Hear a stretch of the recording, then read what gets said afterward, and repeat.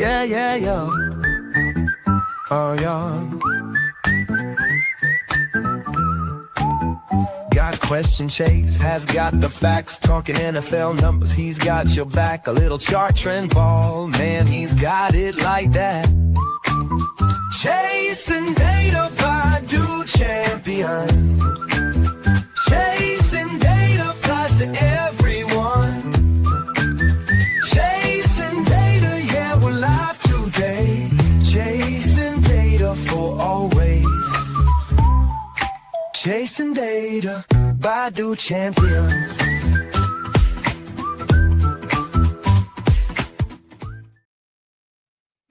What's up, everybody? Welcome to another episode of Chasing Data. Glad that you've stopped by, if you have.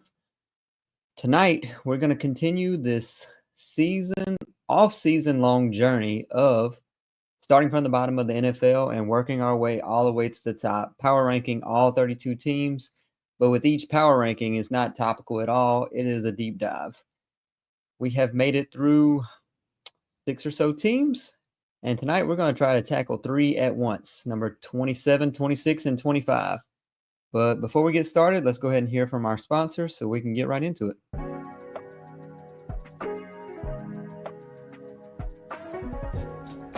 For the best Italian food in Western New York, Elliot Apollo's, call 716-825-3675. The Lardon Construction Group. Fubo TV, the official streaming service of Do Champions.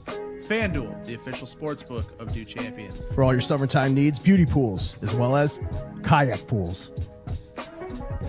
CX Chronicles, your total customer solutions focused manager. W.GG, the official energy drink of Do Champions. Hey, Sons of Erie, our artwork looks better on your walls. Hamburg Brewing, please visit our tap room on Boston State Road, Hamburg, New York. And finally, Fat Boy Surf Club for all your surfing needs.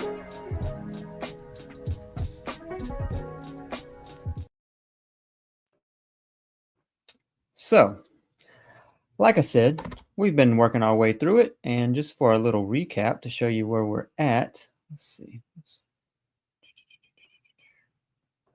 All right, so power rankings thus far, 32, and I'm adjusting these as we go. So, if any other big trades, we had a little bit of movement after free agency came and gone. I mean, free agency is still going on, but I mean, 95% of the players of relevance have already signed. So with that said, 32 was the Titans, 31 the Browns, 30 the Giants, 29 the Raiders, and 28 the Saints. I feel like you could almost mix those 5 up in any order and keep moving along. I mean, I don't think anybody's going to argue you down, maybe besides the Titans being the worst as of right now. So with that said, we'll jump right into adding number 27. Who are the New England Patriots? So, New England Patriots, not a great season. They have greatly fallen from the high ranks of the NFL whenever they had Tom Brady, Bill Belichick.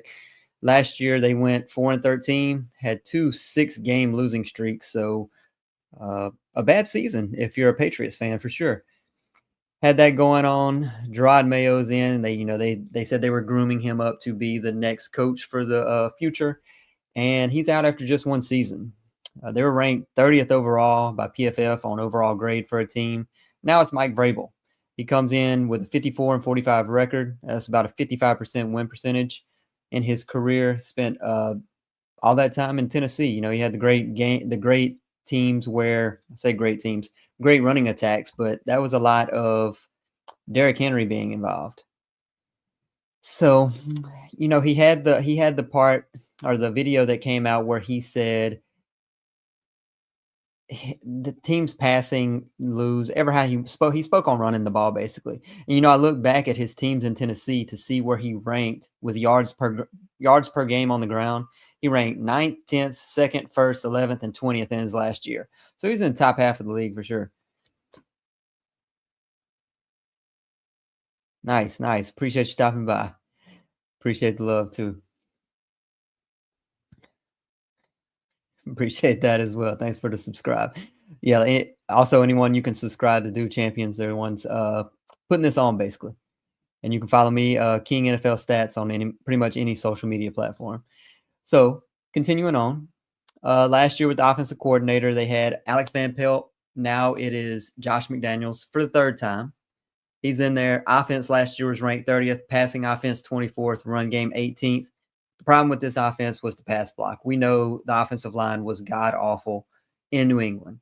They were only ahead of a team that was below them, the New Orleans Saints. They allowed 52 sacks, and we're going to get way into this. We're going to get really deep with this deep dive, breaking all this down. But they allowed 52 sacks, almost a 9% sack percentage. In comparison, Buffalo was number one. So you had a 9% sack percentage with the Patriots. Buffalo was at 2.6%. So an extreme gap when protecting that quarterback. Like I said, Josh McDaniels is in there, 10 years in his last stint. I looked at those 10 years. I mean, obviously he had Tom Brady, great weapons, much better offensive line. But every year his teams, his offenses ranked in yards per game on average ninth place, and in points per game, sixth place. That's over a 10-year period. So moving on to defensive coordinator was DeMarcus Covington. Now they bring in Terrell Williams, who was the D-line D-line run game coordinator in Detroit. I mean, you look at what he did in Detroit. I mean, they did very well with all the injuries that they had there, learning under Aaron Glenn. Aaron Glenn's in New York now. The defense was ranked 24th. They were 25th against the run. The only bright spot on this defense was they knew how to tackle. They were the number 2 tackling team in the NFL. They had the 4th fewest yards allowed after the catch at 1,806, that is. But their pass rush was ranked 28th. So got the highs, got the lows. Had the fewest sacks in the league with 28. We will get farther into this and where they've improved with that. And they finished up being 15th versus the run. So moving on. Just a brief little breakdown of their coaching staff. Here's some of their key additions that they've had in the offseason. They start off, you see Harold Landry, top left. Mike Vrabel brings him back in from Tennessee. Tennessee releases him, get him on a 3-year, $44 million contract. The Patriots had a lot of money to spend. He had 32 sacks in the last 3 years, 9+ in each year, and 52 sacks in 6 years in his career. Pair him with Milton Williams on defensive line. 4-year, $104 million contract. Definitely paid a good bit for him, pretty penny. He was the 7th highest defensive lineman ranked last year, but I mean, how much of that is true? He's more of a pass rusher than a run stopper. And like I said, how much of that is due to him playing in Philadelphia versus him truly being a spectacular player? Guess we'll find out in New England, because he does not have the running mates that he had in Philadelphia. Also added, bottom right, Carlton Davis, cornerback who was in Detroit last year on a 1-year contract. He was injured about midway through the season, but the good thing was he was 25th in coverage EPA, -11 coverage EPA, and that's total EPA. So that's not even counting if he would have played the full season. Add that to him being, he's just consistent year in, year out. To get him on a 3-year, $54 million contract. They add Robert Spillane, who's good against the run. Don't ask about the pass, but add linebacker help to that defense. So a lot of defensive pieces added. They did minor additions to that offensive line, adding Morgan Moses on a 3-year deal. And as far as wide receivers, the 2 biggest holes on this team, offensive line, wide receiver. Their only wide receiver change is they added Mac Hollins on a 2-year deal. Didn't even break 400 yards. Did have 5 touchdowns in Buffalo, though. So, I mean, not the best. Not the best additions, but they did go out and spend some money. They did swing and miss on a few players that we'll discuss as well. So going into their future additions, so do a mock draft with every team, kind of saying what I think they need and what they could use going forward. So first off, I have him taking T-Mac, Ted McMillan out of Arizona, came out. There's reports of him running that 4.48-ish 40-yard dash, ended up being a 4.5 or so, 4.53, I believe. 6'5", 212 pounds. I mean, he's a great route runner, big body, gets separation. He would be the number 1 option if you want to go get him at 4. Maybe the only round 1 wide receiver in this draft. I mean, you see what they did last year whenever they drafted Jalen Polk, 37th overall. He finished the season with 12 receptions, 87 yards, and 2 touchdowns. So, could be better. Have them taken in the 2nd round, addressing their other main issue, getting Josh Connerly out of Oregon. He had 28 games at left tackle over the last 2 seasons, quick, and he's good. He's good with his hands, especially on those next level runs. So quick, good addition to this very needy offensive line. 3rd round, another area of need on this offense, taking a running back, Dylan Sampson out of Tennessee. I mean, he's got great speed, good hands, and also, good in the goal line situations. Running through the rest of this, we have 3 teams to go through, so we're not going to spend a lot of time on this. Shoring up that D-line, getting the edge, another player out of Oregon. Can't go wrong with the hair of Ratledge out of Georgia, helping that offensive line. Got to take a lot of swings at the board, a lot of swings to get that offensive line improved. Tight end, Urasek. Tight end 2 behind Henry, maybe. Maybe a repeat of Brock Bowers, highly unlikely, but got to try what you're going to try. Get some more offensive help. I mean, they did go out in free agency and get defensive players, but adding Jimmy Horn Jr. and finishing up in the 7th round with another running back, Montrell Johnson out of Florida. So let's look at their depth chart as of where they're at as of today.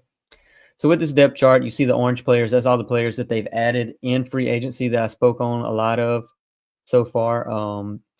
David Andrews is gone, the center.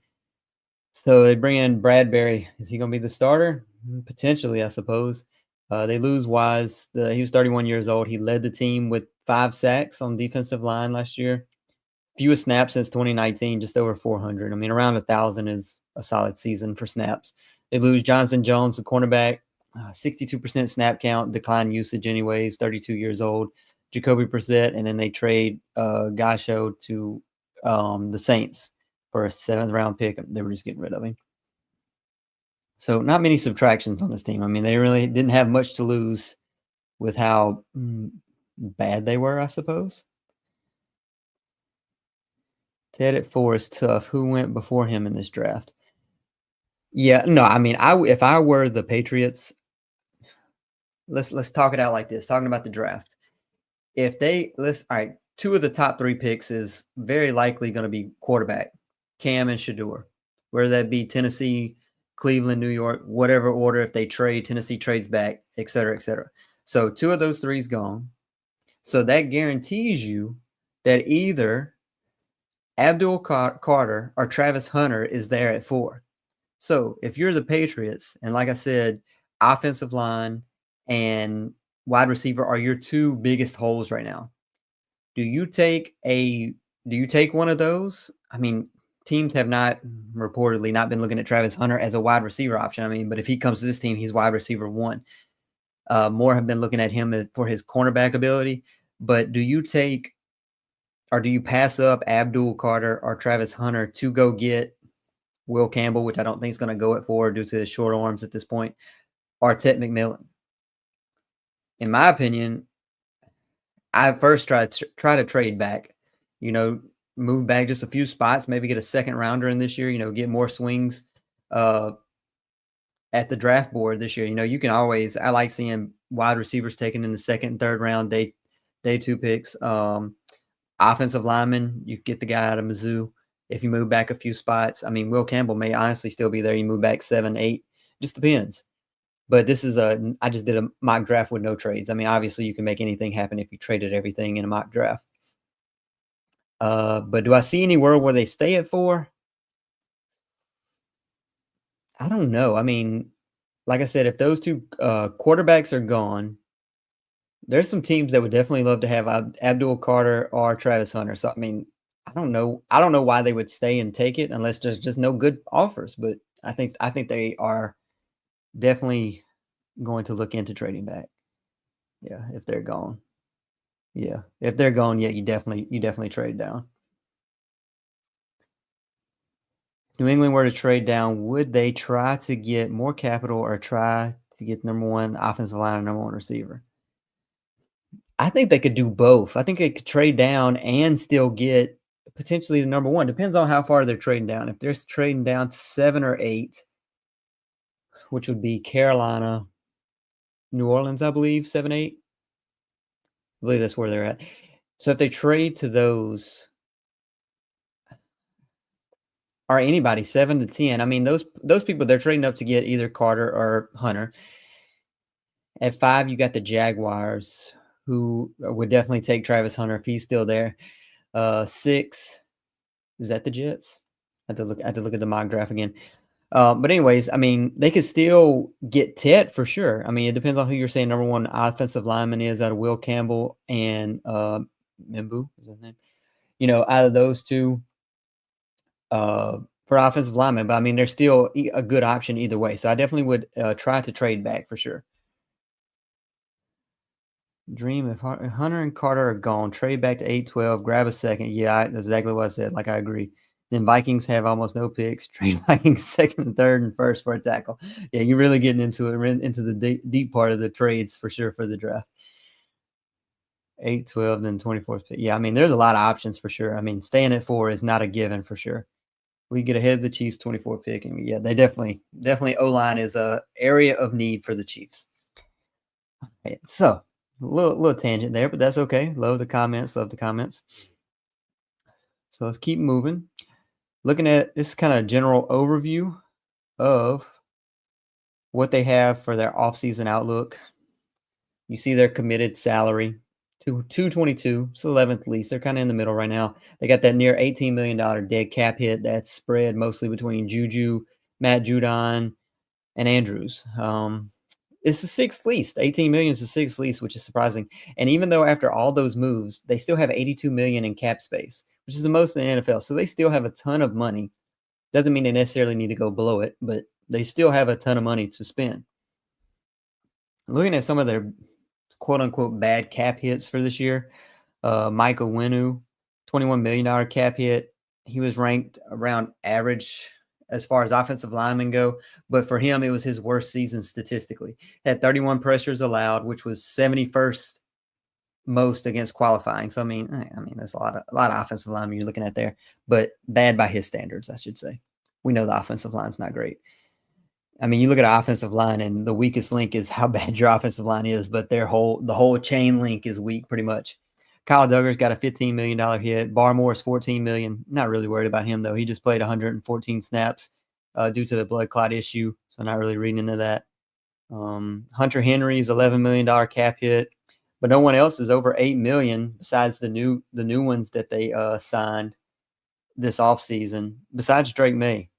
I'm still wondering if Kendrick Bourne's going to get released. It hadn't been done yet. He has a 7.9 cap hit.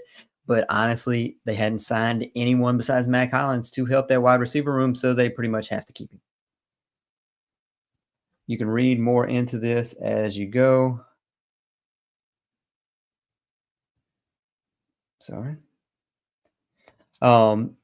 Read more into it as you go, but I'm Mike Vrabel, what's his impact going to be? You know, I have on here draft 13 new offensive linemen. Between offensive lineman and wide receiver, definitely need to draft about 13 more. So back to the depth chart here. There we go. Back to the depth chart. You know, you look at this defensive interior now they also signed Tonga from Arizona. Solid addition. I mean, they had so many areas to improve. Everything's going to basically be wishful thinking right now. It's going to be everything's going to look brighter at the moment. But you have Milton Williams, Harold Landry, Christian Barmore. This looks good looking at that front four just on paper, especially compared to where they were last year. So that looks great. They have a top 10 cornerback duo. You could probably argue that they're even higher than that with Christian Gonzalez and Carlton Davis as their 1-2. So that's another strength. Outside of that, you kind of start to struggle to find strengths. They do have a franchise quarterback and someone to look to going into the future. Every team that's ranked below them, let's look at those teams again. None of those, Saints, Raiders, Giants, Browns, Titans, currently have a franchise quarterback. I guess you can consider Geno, but still got a lot of issues with that team.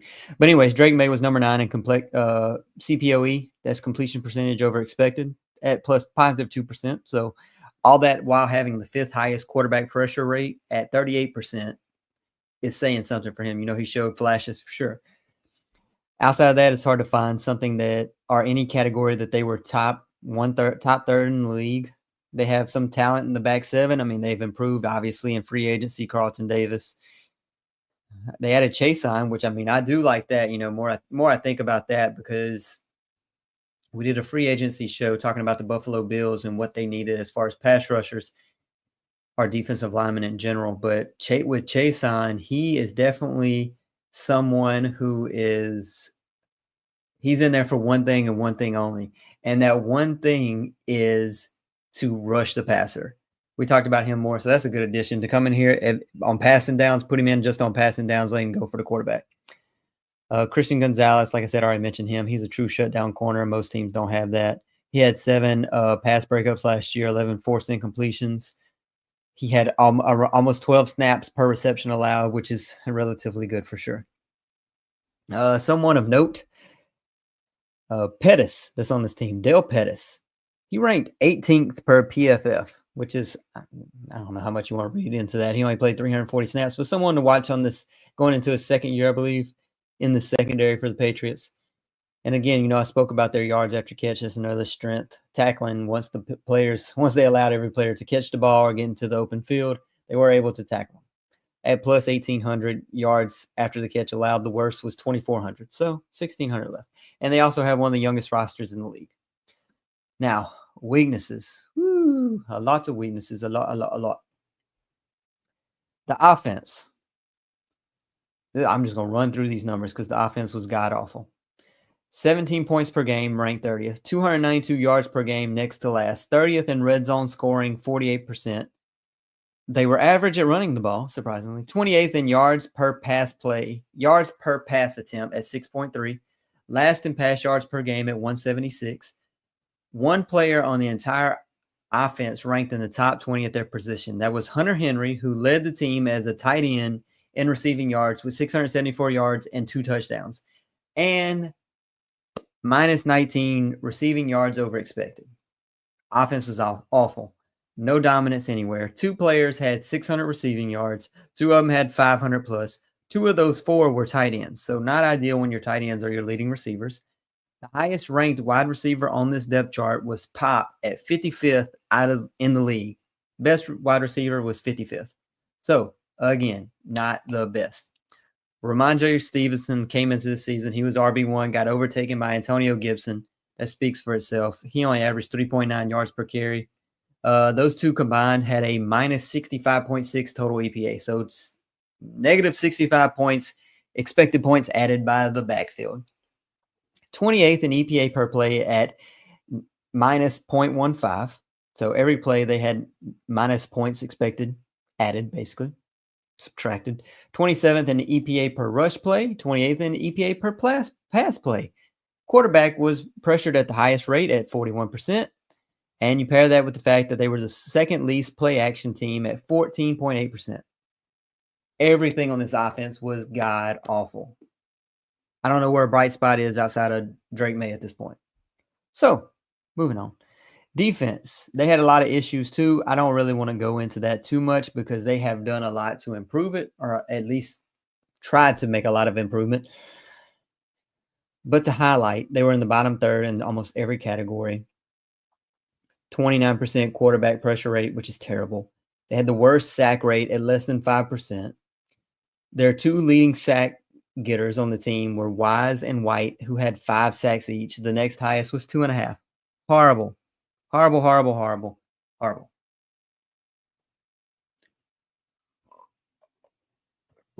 So, as far as the outlook for this team, they still have a ton of cap money to spend. I mean, they still could go do some more. They could definitely make some trades. Might bring those up in a minute. They have a franchise quarterback to build around. My outlook for this team is please do not let Drake May turn into the Texans' David Carr in the early 2000s. They have to get protection for him and do more to turn him to see what he can do. I mean, I think he can be a great quarterback. He definitely showed flashes with that terrible offensive line last year, but they have to go all in. If it means overpaying or overdrafting offensive linemen, they have to protect him. That's the main thing. And I mean, in addition to that, like I said, they have to get more weapons. So let's look at their schedule. Again, they just have the opponents. The schedule's not set yet. This is who they're going to play. We don't know when they're going to play them. So they just have home and away games. So just going based off paper, looking at the rosters, topical level. Buffalo, a loss. Cleveland, they could definitely beat them. Miami, probably a loss. Atlanta, toss up, but as of right now, a loss. Giants, they could win. Jets, they could win. Carolina, they could win. That's a toss up for me for sure. Pittsburgh, if they don't get a quarterback, they could win. Las Vegas, they could beat them for sure. Now, when you get to their away schedule, it gets a little rougher. Cincinnati, there's no way they're putting up 50 points with Cincinnati. Buffalo, again, self-explanatory. Tampa Bay's offense too powerful. Miami, they could possibly split it. The Jets, probably a split. New Orleans, terrible, could beat them. Baltimore, probably not. Tennessee, potentially. So you're looking at about a potentially 6, 7, 8 win season. We could dive into that more if we want to, but let's keep going. So moving on. Let's see. All right. Top players on this team we've discussed, but just to give you a recap in case you missed some of it. Drake May, Milton Williams, Carlton Davis, Christian Gonzalez. 3 of the 4 being on defense. They got to improve the offense. Drake May is the only thing on the offensive side of the ball. So with each team, I do most players that could be the most valuable player or the most improved player. As far as most valuable, Christian Gonzalez, Defensive Player of the Year. I mean, he's currently plus 5,000. I mean, crazier things have happened. I mean, if the games can stay relatively close, he has a shot. Most improved, Jelani Tavai. He had more snaps, but didn't do much more as a defender. So, I mean, I think he could improve. Outside of that, everyone's horrible. They had a horrible year, so it's hard to be worse, but they could definitely improve for sure. Drop-off candidates. Sorry, misspoke. A lot of players can improve. No one can really drop off because drop-off, you got to be good to drop off. X factors for this team. Obviously, it's the quarterback. I mean, but every team's X factor is the quarterback. Can they draft either Tet or Will Campbell or the offensive lineman out of Missouri, and one of those 3 come in and be dominant at their position? That's what could change this season. I mean, they could easily account for at least a win or 2 and get them up to 7, 8, 9 wins for the season. So, again, we're back in summary mode again. Best outcome, let's look at the best and worst possibilities for his team. Best outcome, Drake May takes that next step. He becomes, a top 15 quarterback in the league. You get a lot more protection. You hit all of your draft picks as far as offensive line goes.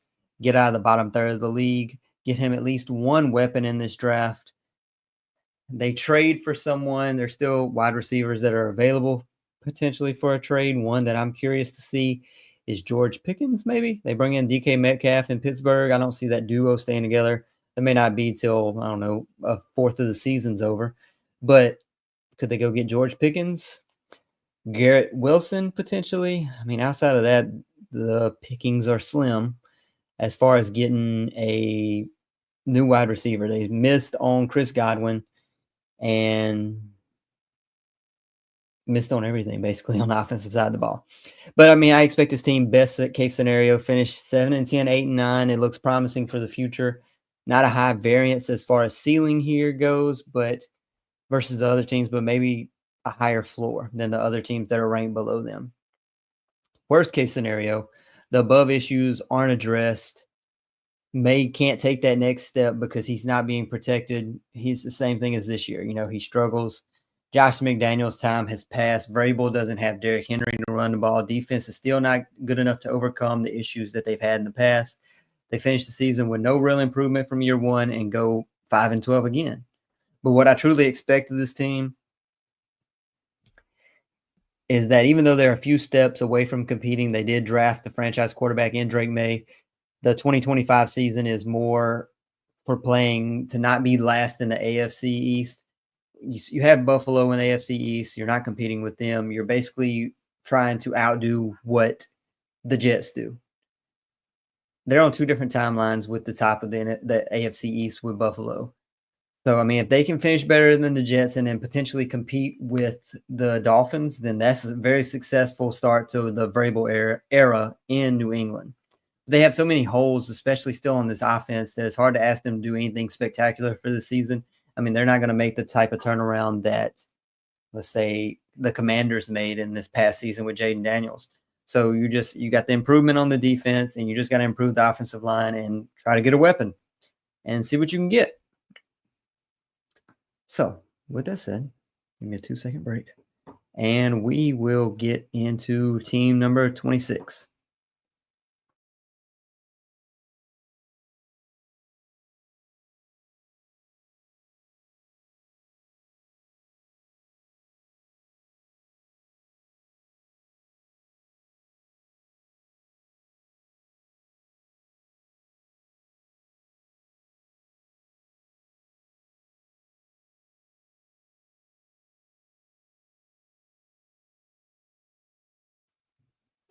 All right, so team number 26.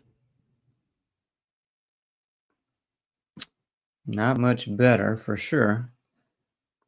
But it is the Carolina Panthers. The Panthers, they have done what they could to improve this team.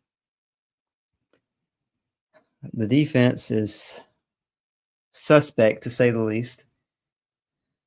Let's see. One more second, and we will go right into the...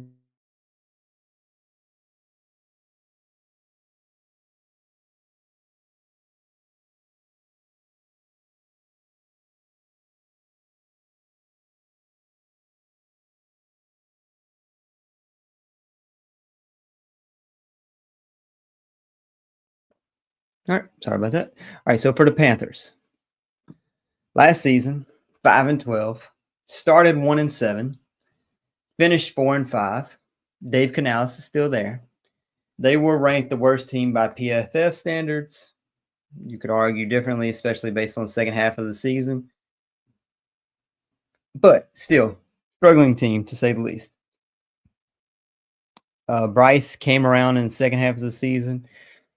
You know, it's good for Dave Canales that he kept that team together, especially after that 1-7 start and the prior season being just as bad.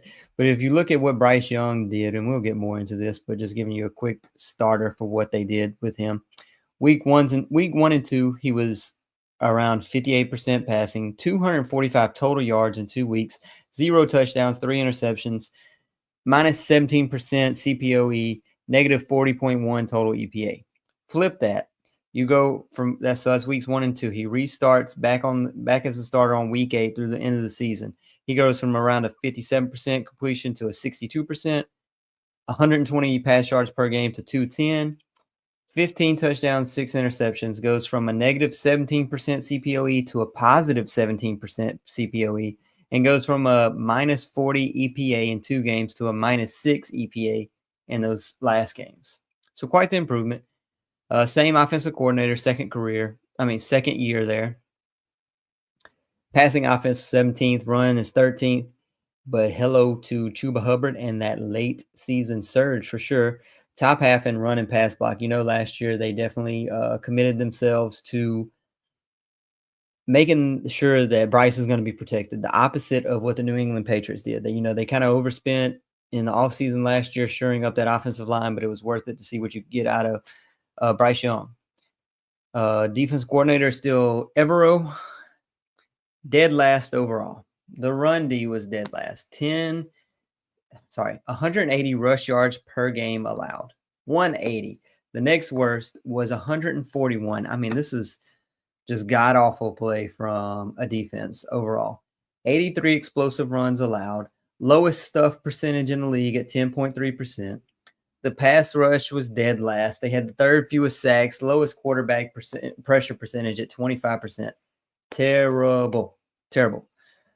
You pair that with the fact that they were 28th in coverage and had the second worst EPA per pass at positive 0.10. So that means every 10 pass plays, they're giving up a point, basically expected added. It's terrible. Just absolutely awful. So let's look at their free agents, their additions. They had a few. They kind of overspent for some of these players, but you got to do what you got to do. Trevon Merrick out of Las Vegas last year. 3-year, $51 million contract. Best season yet. Had 2 interceptions, 13 tackles with 104. They add Treshaun Wharton from Kansas City on a 3-year, $45 million contract. Bobby Brown III, 3-year, $21 million.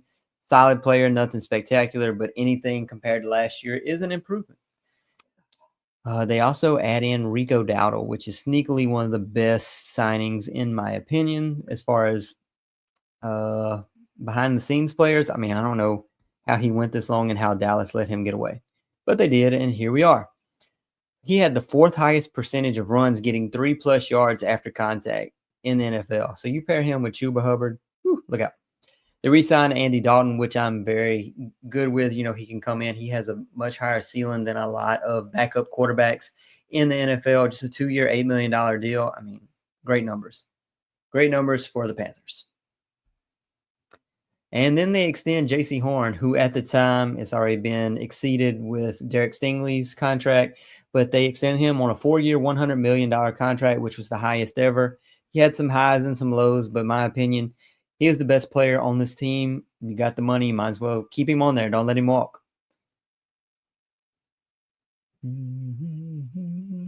Looking at their mock draft, pushing on through. We got 3 teams this week, so we're not diving as deep as we will whenever we get to the higher ranked teams and do 1 team per episode.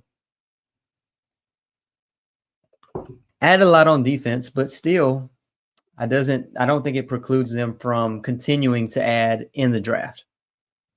So with that 8th overall pick, we discussed them possibly trading up. Are they a trade candidate with the Patriots to move up to 4 to get Abdul Carter? Sure. I mean, it's possible. But in this one, I have them taking Pierce out of Tennessee. He's tied for the most sacks in 2023 in the SEC. Very quick. He can close. He can work back inside whenever it's necessary, but I mean, solid addition to this defense that has issues. At a cornerback, I mean, we know they need help on the defense. They added a lot, but they could add more for sure. He's a wide receiver turned cornerback, so he has ball skills. He's long. He's very, like I said, very lengthy. He's a 1-year starter, so the potential is there. You're betting on the upside for him for sure. Continuing on, Chris Paul Jr., I've talked about linebackers already. He's very athletic and intelligent, and to me, that translates well when you're going from college to NFL, because the college game, as far as linebacker play goes, is totally different than what you see in the NFL, because you have totally different setup on the field. They have a lot of different looks for sure. The hash marks are a lot wider. Players line up at near the boundaries as far as wide receivers go. So if you can have someone who is athletic and intelligent, you can basically count on them more being a good transition as far as linebacker play goes, in my opinion, from college to NFL. Torrey Horton from Colorado State, sure hands, not the fastest, but can be reliable. Reliable target for Bryce Young. Another cornerback in Dotson, adequate build. He's suited for most teams that play man press coverage.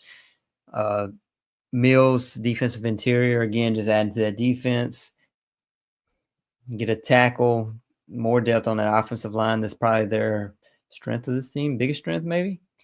Add another wide receiver, Washington State. You look at the Washington State history. Cooper Kupp comes to mind. See what you can do out of that. Add another running back, 7th round, USC. Never go wrong with a 7th round running back. Yes, Derek Brown. He is coming up shortly. Definitely a key topic for the Panthers' resurgence for 2025. So let's go back to their depth chart right now. Or let's look at their depth chart, sorry. As you can see, hardly any yellow, orange, whatever color you want to call that, on the offensive side of the ball. Rico Dowdle. That is it. Got to improve this offense for sure. But you look at that defense, they also had Roseboom from the Rams, was solid after they traded away Ernest Jones early in the season. But outside of that, they get a 1-year deal with their center, Brady Christensen. Tommy Tremble is coming back on a 2-year deal. He was possible subtraction. But they lose Ian Thomas, Raheem Blackshear. I mean, these subtractions are not really anything to write home about. Xavier Woods, not the best season. No point in paying him at his age. The only good thing about him is he's going to play every snap. Definitely dependable on the defensive side of the ball. But Jordan Fuller, they let him walk. Miles Sanders gets released. Shaq Thompson's gone. End of an era with Shaq Thompson. Let's look at their cap situation. So again, like this was with the New England Patriots, you have a little bit of an overview. This is something I post on social media, but we're going to discuss it farther here. Have the 7th most committed salary, $254 million. They have just 14 million cap space, which is not ideal for a team that is in the bottom third of the team, in the bottom third of the league. Any metric you really look at, I mean, power rankings, last year's record, whatever you want to look at. So not much cap space left. Like I had 7th least as of today. They have 10 million in dead cap. But as far as what they have committed, a lot of it's on that offensive line. They have a $31 million hit, a $21 million hit. They're bringing back their starting 5, to keep Bryce upright, which, I mean, you can't really knock it for sure. Derek Brown, $18 million hit. I mean, worth it. And another offensive line, Damian Lewis, $15 million. But that $11 million dead cap, which is the 7th least, mostly due to Shaq Thompson and Miles Sanders. Jonathan Mingo's in there too. I mean, Cowboys gave up such a high pick for him to do nothing. Dane Jackson as well, but nothing really with that dead cap. So all right. So the strengths on this team. Again, now that we're getting out of the doldrums of the NFL, having a franchise quarterback, or what seems to be a franchise quarterback, is a strength. Teams that don't have one are wishing and praying they could probably have Bryce Young to try to build around. I spoke about Bryce and his resurgence in that second half, those last 10, 11 games that he played. He was 22nd overall as far as quarterback ratings go, and that was after that terrible start. And then you look at year 1 as a whole and year 2 as a whole. Year 1, he had 11 touchdowns, 10 interceptions. That ratio changed from 11 and 10 to 15 and 9. So improvement for sure. Yards per pass attempt are up almost a whole yard per attempt. His quarterback rating is up 9 points. His CPOE is up 3 percentage points. His EPA, this really took me aback. Total EPA was 130 points worse last year versus this year. So 130 points saved by Bryce Young's play versus in year 2 versus year 1. And he took 33 fewer sacks. He was 11th in CPOE for the season, positive. And that's while being 12th in quarterback pressure rate at 36%. It's him and Drake May who kind of in the same boat, getting pressured some. Drake May a lot more, but still were able to deliver the ball. Another strength is the fact that they play in the NFC South. This division is not great, so Tampa Bay being your biggest challenge, it's ideal if you're a Panthers fan. Another strength, seventh best run block grade per PFF as a team. The run in general, they were 10th in yards per carry at 4.6.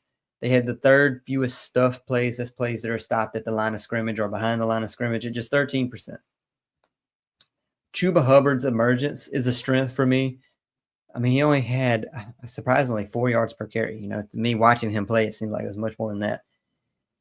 12 touchdowns. I mean, this year was definitely stock up for him. Add in Rico Dowdle. I mean, he was at 4.8 yards per carry, almost 1,200 yards. I mean, it's crazy. I mean, it's a good 1-2 punch. About one of the top 1-2 punches, in my opinion, in the NFL. 4 of the 5 offensive linemen, as far as pass protection, ranked in the top 25 at their positions. I want to say a strength is having weapons, but it's not. They have Adam Thielen, who is doing great, but he's getting old. I mean, last year he had 62 receptions, 600 yards, 5 touchdowns, and just 10 games, and a plus 37 receiving EPA, which is solid in 10 games for sure. I'm curious to see what year 2 Jalen Coker is going to do. In the last 4 games, he had 15 receptions, 216 yards, and a touchdown, and a plus 14 receiving EPA. It's a good bit in just 2 games. No strengths on this defense besides the additions that they made. and the fact that Derek Brown is coming back. That's probably the biggest strength on this defense, having their leader back, shore up that defensive interior, being that they were last by 40 yards per game and rush yards allowed per game at 180. Having him back is great.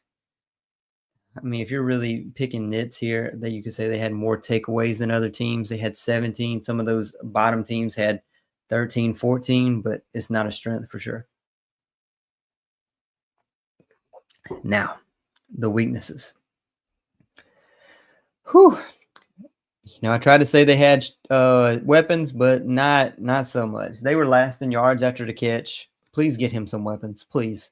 His weapons are not ideal. They had one player who was over 600 yards. Absolutely terrible. I spoke about the New England Patriots having 2 over 600, which was bad. What's worse is having only 1 over 600. Adam Thielen. He had no one to consistently go to for the entirety of the season. They drafted Xavier Legette at the end of the first round last year, and it just did not pan out. He had 49 receptions, under 500 yards, 4 touchdowns. He definitely didn't show first-round talent. I mean, he was best at intermediate routes, but outside of that, nothing great for sure. The defense, they came out and said they wanted to address it like they did the offensive line last year, and they did, to say the least. They definitely spent money. We'll see how it pans out, but getting new faces on that side of the ball will help for sure. But if we're looking back at what they had last year, this is everything that they ranked last in. Points per game, 31.4. Yards per game, 404. Yards per play, 6 per play. Third down percentage allowed, first down percentage on third down, 50% of the time. Yards per carry allowed, 5.2. Rush yards per game, 180. 28th in pass yards per attempt at 7.6. And their leaders had 5.5 sacks each. That was Ashawn Robinson and Jadeveon Clowney. At least they're coming back. They need pass rush. I mean, they could get that maybe from Derek Brown being back. I don't know. They shored up that interior with Bobby Brown and Tershawn Wharton. So that helps the run game for sure.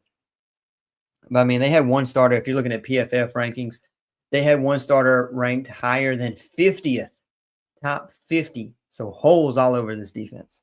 As far as the outlook for this team, the defense looks much better. Just recapping what we've already discussed here, they could still add. I mean, they don't have much cap space. I would like for them to try to trade potentially, get the wide receiver one. Go get the likes of maybe Romeo Doubs, George Pickens as well. They're in the same situation, a little bit better than New England. That's why they're ranked ahead of them. But still need that wide receiver one. They will get Brown back, Derek Brown back healthy, which will definitely help. Evero in year 2, he hasn't been bad anywhere yet in his career, so I don't expect him just to continue to be terrible here. It was more of a lack of talent in year 1. So, see what happens. If the defense, if they can definitely compete in the NFC South if Bryce continues continues where he left off in season 2. And who's to say they can't be playing for that division? Looking at, wrong thing. Schedule, opponents. Again, we don't know when they play these people. Could be in this order. Absolutely not going to happen, but I guess anything's possible. Home schedule is a little rough for the Carolina Panthers. They have Tampa Bay, probably a loss. Atlanta could split the season series. New Orleans, they should beat. Rams, looking like a top 5 team in the NFC. Seattle, they could beat. Their offensive line is god-awful.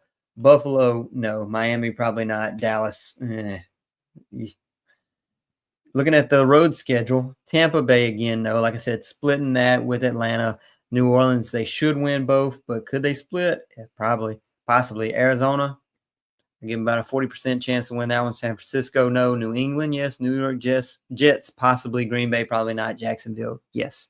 So you're looking at roughly a 6-win season if we had to project now. I don't know if they come out with their over-under, probably not yet, with no draft yet, but I would expect it to be around 6.5 for the season, maybe 7.5 at most.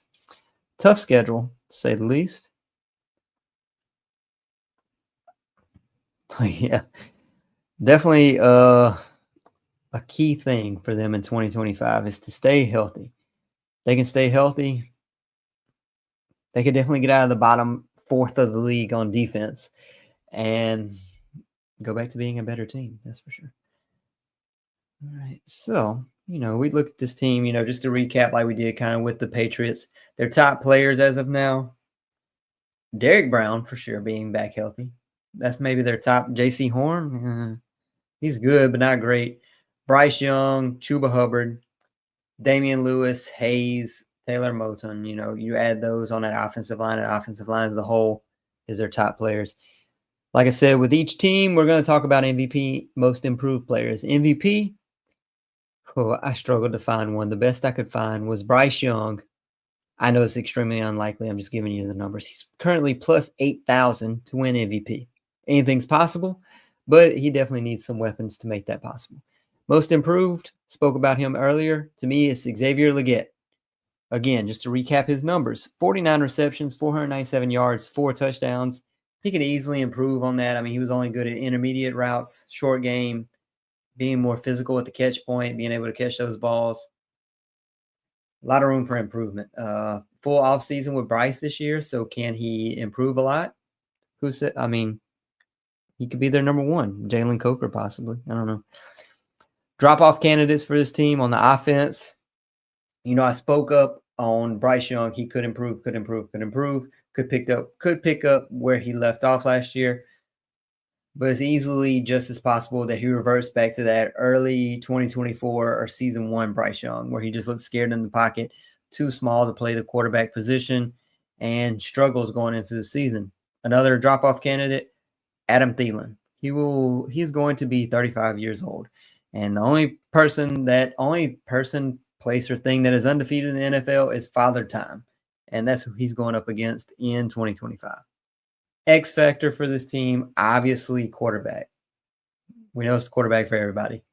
Outside of him, Derek Brown. We talked about him repeatedly, but I mean, he was a top 5 defensive interior player in 22 and 23. Can he stay healthy for this entire season?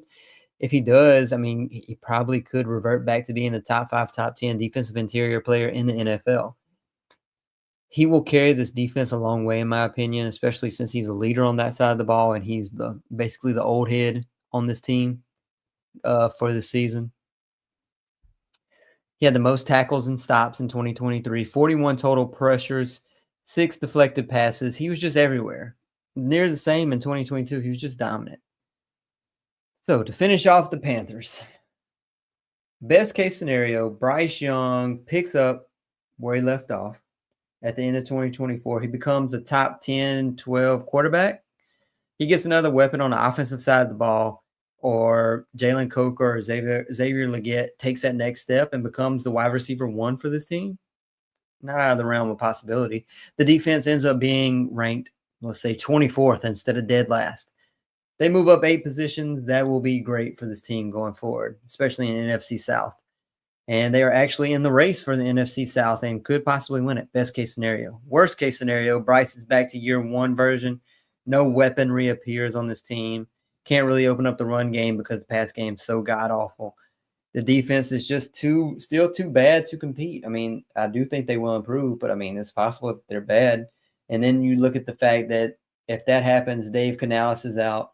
You have to continue to rebuild again and find a new quarterback, a new top 5 pick. Next year's quarterback class is great, or as of right now. Could change. We'll see what happens. Expectation for this team, what's realistic to me, is this team's ceiling is higher than the teams that are below them, especially like the Patriots. I feel like just due to the fact that they're in the NFC South. So they could win the division. Patriots are not winning the division. None of those teams that I mentioned earlier, Tennessee, Cleveland, New York, Las Vegas, Saints, none of those are winning the division. Panthers, there's a path of them winning the NFC South. So that's why their ceiling is higher to me. The floor to me is truthfully probably 6-11. The defense literally cannot be any worse than where they were last year. Bryce is more likely, I'd say 65-35 split on him, more likely being that second half version of what he was last year. They have the same offensive line. I'm assuming they're going to add weapons in the draft. They'd be absolutely ignorant, stupid to not. So the ceiling for this team is win the NFC South at around 9-8. I mean, the winner of the NFC South for the last, 2 seasons has been around that 9-8, 10-7. So it's not out of the realm of possibility. So, see what happens with the Panthers. And we're going to take another quick 15-second break so I can get something to drink. And we will be back with the last team of the night.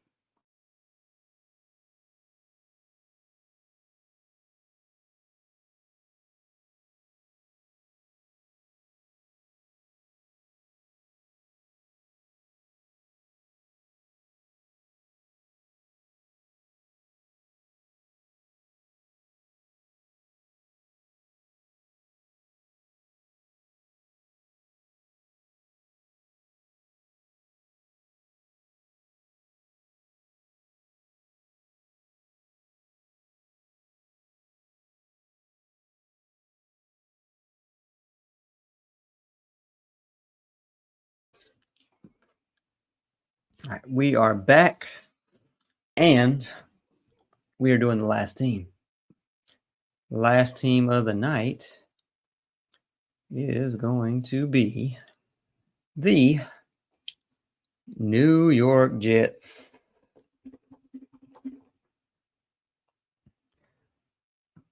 So, sorry. There we go. We're good to go now. All right, so New York Jets. Last team of the night. They are number 26 in my rankings. And they could be anywhere above, below that. So let's go look and add them in right there. Sorry, here we are, 25. Sorry, 25. I misspoke. I've been one off tonight. So they are actually 25, not 26. Panthers were 26. Jets are 25. So we're almost through the first bottom 1/4 of the league. You look at this team. A lot of drama surrounds them for sure. 5-12 last year, 2-1 at one point. Robert Saleh, Jeff Ulbrich are out. Aaron Glenn is in, the defensive coordinator from the Lions. They're ranked 22nd overall by PFF.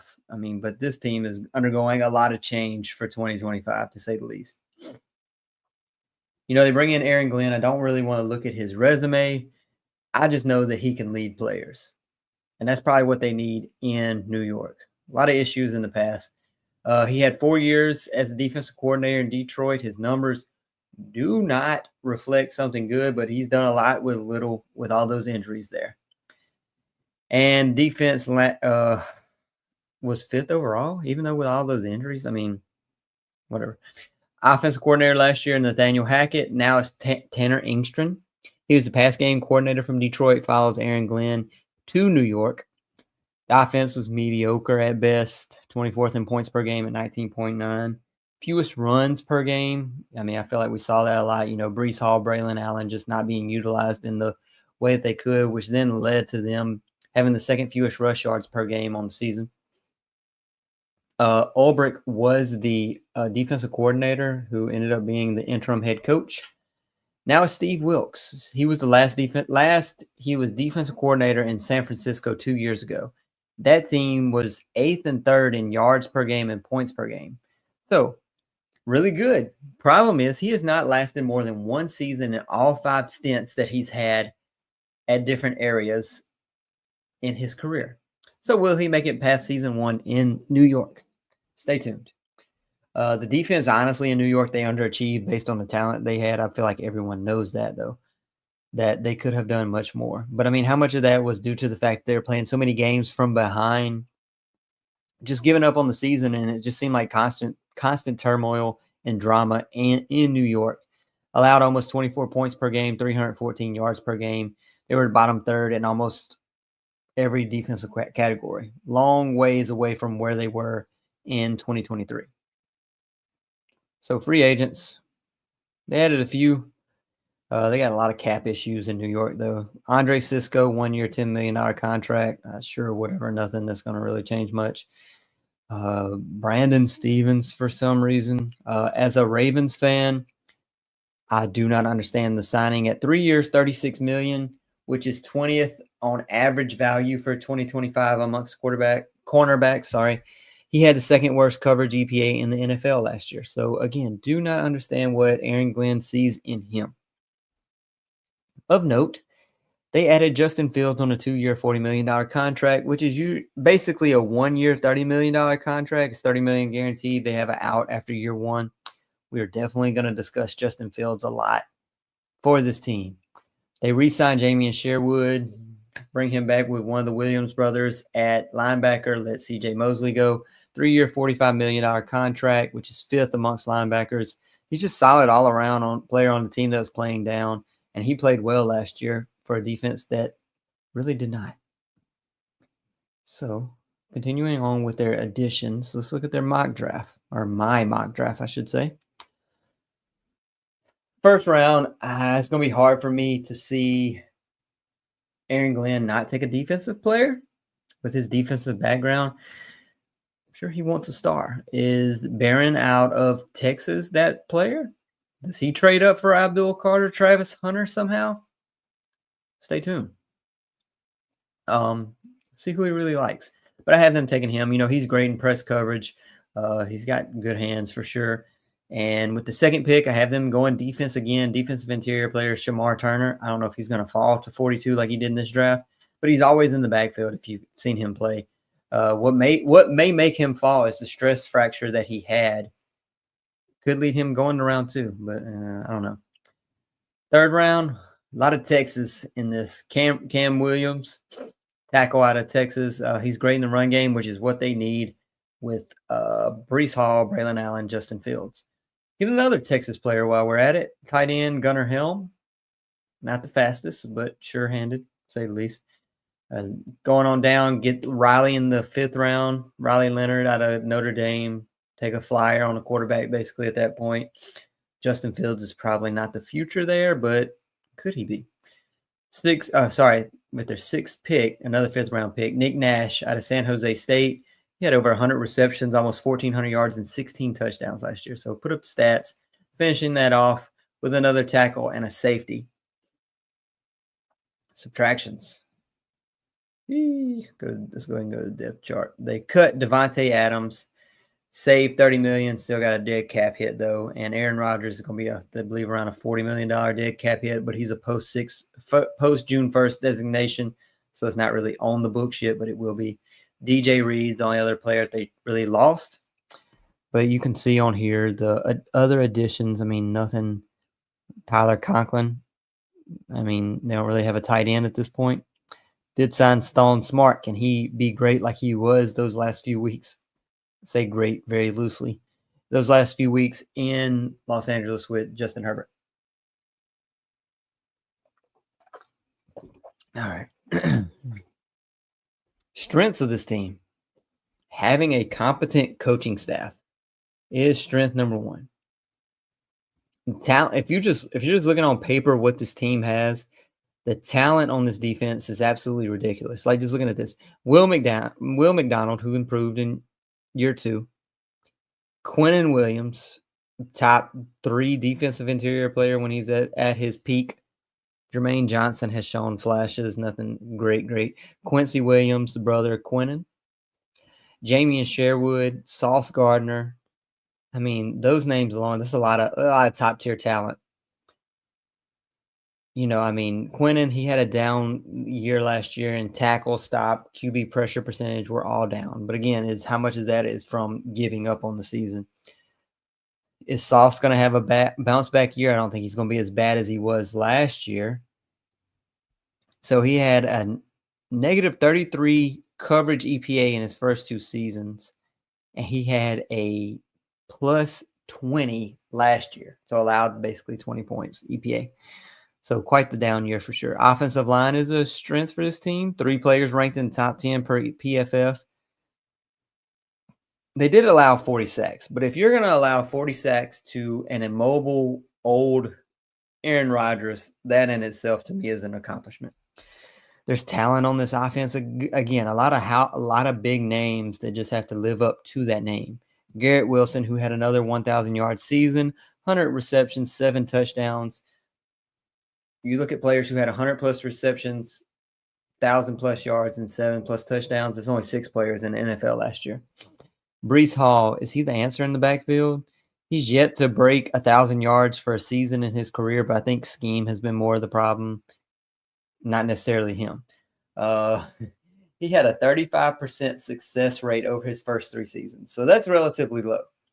But on the flip side of that, he's had plus 257 rush yards over expected in those years. So he's not really having a successful run, which is a definition in itself, but he is getting more out of all those plays than what he should be. You add that to the fact that Braylon Allen looks to have some promise, another strength on this team. Weakness, overall, I would say the secondary is probably a weakness. No quarterback of the future, per se. They have Justin Fields. Last year was statistically his best season with just a -3 EPA. In comparison, in his first 3 seasons, he had a -147 EPA. Highest CPOE of his career, a 5 touchdown to 1 interception ratio. Held on to the ball in 2024. They have Garrett Wilson. That's a strength, but the weakness to that point is the fact that he's the only catching weapon on this offense. The dead cap hits are a weakness. No real cap left at this point. Outlook for this team. This year is going to be a reset year. I assume that the defense is going to play much more intensely under Aaron Glenn, to say the least, bounce back to where they were in 2022, 2023. Justin Fields is the curious point for me. We'll get into that in a second. He's playing for a year. They're still playing against the Bills. The argument that I had for the New England Patriots finishing better than the Jets. The Jets are also trying to finish better than the Patriots, and they're trying to compete with Miami. Can they do that? It's possible, but a lot rides on what Justin Fields is going to do. So let's look at their cap situation. I have here in their offseason outlook, they have $25 million more than the Panthers. Still got some cap hits, these dead caps, Lord Jesus. Devontae Rogers, Tyron Smith.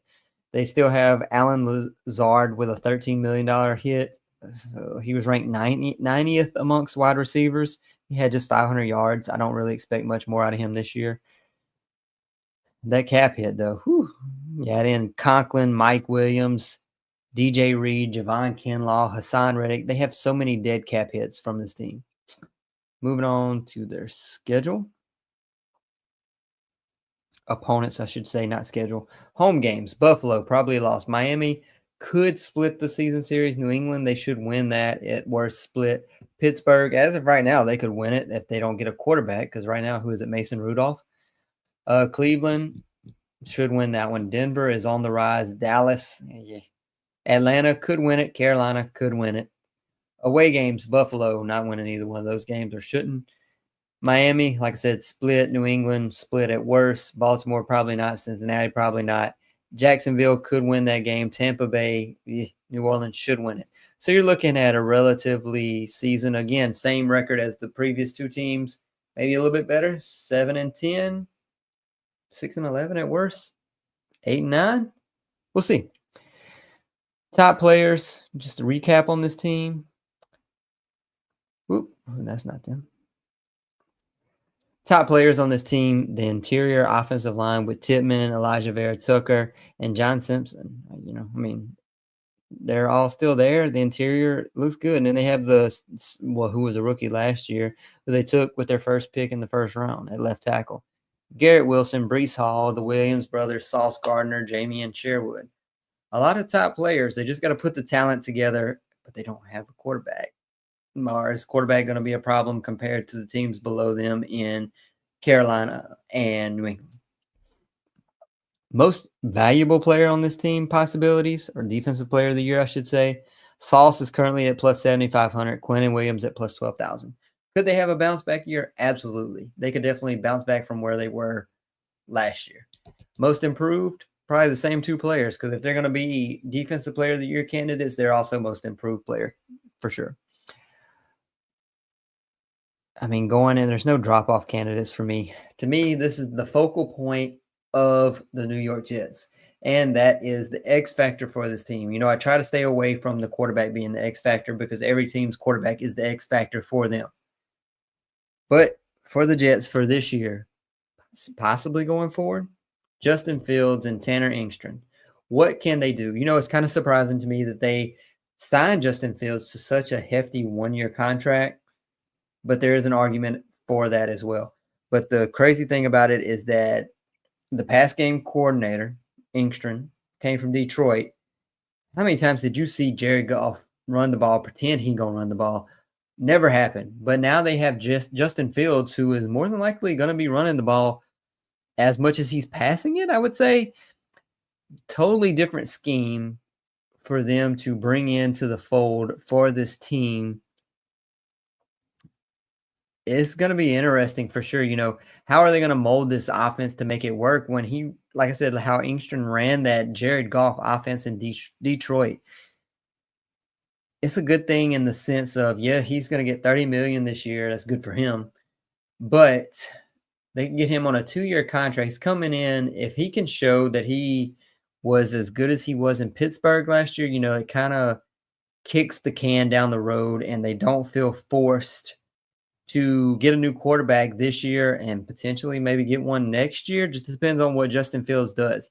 I'm glad that the Jets are cognizant enough to realize, are self-aware and cognizant of the fact that this year is a reset year. Could they compete and possibly get a wild card? Potentially. But they are going into this realizing that this is a reset year. There is no indication that they have come out and said or shown anything that they're going to be trying to get one of the top 2-3 quarterbacks in this draft. No Cam Ward, no Shador, no Jackson Dart, which is great. They have so many issues that they have to resolve in general. But if they could strike gold with Justin Fields and someone who is smart on the offensive side of the ball with Tanner Engstrand and a run game that looks like it could be good with a good offensive line, it's going to be interesting to see how that plays out. Maybe one of the top storylines so far of what I think of going into 2025 is what Justin Fields can do for the Jets and New York. So, best and worst outcomes for this team. Best outcome, being realistic, is Justin Fields comes in and is a top 20 quarterback. Just made my case for him being that with this likely run-first offense. We'll see what happens. The defense is back to playing top 10 or better. I mean, they were top 5, top 3 at one point. That puts them, best case scenario in the chase for the wild card, like the Bills who had Tyrod Taylor just a few years ago. Could that happen? Potentially. The worst case scenario, this is just a reset year like I spoke on a few seconds ago. The defense continues to fall off. They were truly in a decline. They were just not playing down last year. And they look toward 2026 when they have less dead cap and look to reset for the future. I don't think there's anything that Aaron Glenn can do this year that would get him fired outside of going winless. I mean, 2-14, maybe, but I just don't foresee that. If he is that bad, then you kind of know that the roster was bad anyways because they weren't great last year. But my true expectations for his team, like I said, I expect them to truly heavily lean on the run game, control the clock, manage the ball with Justin Fields, limit turnovers. They could keep themselves in games, 1-possession games for sure with that method of play. You add that to the fact that they could get a 2-back vibe going in New York, 1-2 punch with Breece Hall and Braylon Allen. One's more maneuverable, and one is more of a hard hitter in Braylon Allen. They finished the season around 7-10, building toward the future. That would be promising if they finish the season 7-10 to me. Could they make the playoffs? Yeah, I think there's a possibility because we've seen 1-year turnarounds happen before. It's just, I think the ceiling's a little lower being that Justin Fields is in there. They could easily get to 9-8 or 10-7 and sneak in if the D can become top 5 like they were in years past, which is possible with Aaron Glenn at the helm. Anything's possible with New York. So with that said, I think that pretty much wraps up this week's episode. And we are now, let's go back to the recap of teams. Let's see where we've made it thus far. We are currently at team 25. So we're going to do going forward about 2 teams a week until we get to around 16, I believe. So a few more weeks, and we also have the draft coming up. We'll hit the draft hard. We're going to go real deep with that whenever that gets a little closer. But like I said, we'll go two teams per week, and then we'll get really deep dives on those top 15, 16 teams as far as my power rankings go. And I will update these as things happen, especially after the draft comes. But as of right now, we have 32 Tennessee, 31 Cleveland, 30 New York, 29 Las Vegas, 28 New Orleans, 27 New England, 26 Carolina, and 25 the New York Jets. The only one I think you could argue right now is 29 with the Raiders, maybe moving them up. But outside of that, I feel like a lot of 25 and 26 are pretty solid, and everything else is kind of interchangeable, 27 to 32. But that's all for tonight, and we will be back next Thursday and every Thursday at 9:30 Eastern, 8:30 Central. You can find me on X, Instagram, TikTok, King NFL Stats. Like and subscribe to the YouTube channel, Do Champions. You can follow them on at Do Champions on any social media. And until then, catch you next week.